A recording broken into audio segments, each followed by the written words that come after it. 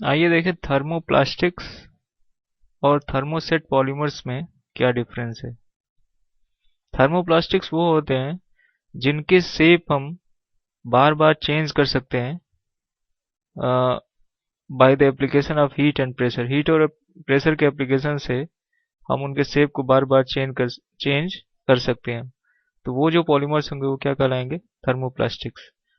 जबकि थर्मोसेट्स वो पॉलीमर है जिनमें एक बार जैसे क्योरिंग रिएक्शन हुई, जबकि वो पॉलीमर बना, पॉलीमर बनते से वो क्रॉस लिंकिंग होती है इन इन तरह के पॉलीमर्स में, और क्योरिंग होने के बाद जब वो एक इफेक्टिव शेप में आ गए, उसके बाद फिर अगर हीट और प्रेशर के एप्लीकेशन से उसके शेप को चेंज ना किया जा सके, तो वो जो पॉलीमर जो ऐसा बिहेवियर रखते हैं वो सभी पॉलीमर्स क्या कहलाते हैं? Thermoset polymers. दूसरा डिफरेंस जो हम बता सकते हैं थर्मोप्लास्टिक और थर्मोसेट के बीच, वो ये है कि थर्मोप्लास्टिक्स में जो इंडिविजुअल चेन्स होते हैं उनके बीच में जो इंटरेक्शन फोर्स होता है, जो लिंकिंग फोर्स जिसे हम कह सकते हैं, वो बहुत ही वीक होता है।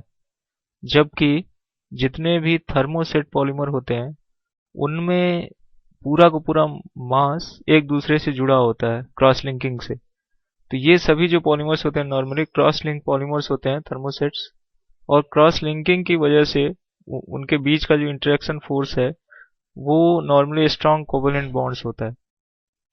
थर्मोप्लास्टिक्स के केस में जो मोनोमर्स यूज किए जाते हैं उनमें नॉर्मली ये देखा जाता है कि ये जो भी मोनोमर्स होंगे उनकी फंक्शनैलिटी नॉर्मली दो होती है। और फंक्शनैलिटी क्या होता है? फंक्शनैलिटी ये है, काउंट है किसी भी मोनोमर के अंदर जो total number of functional groups present रहते हैं, या तो अनसैचुरेशन के फॉर्म में वो फंक्शनल ग्रुप रहे या कोई ग्रुप रहे जो कि रिएक्ट करता हो। तो दोनों केसेस में नॉर्मली ये देखा जाता है कि थर्मोप्लास्टिक के केस में नॉर्मली जो फंक्शनल ग्रुप्स होते हैं वो टू के रेंज में होते हैं।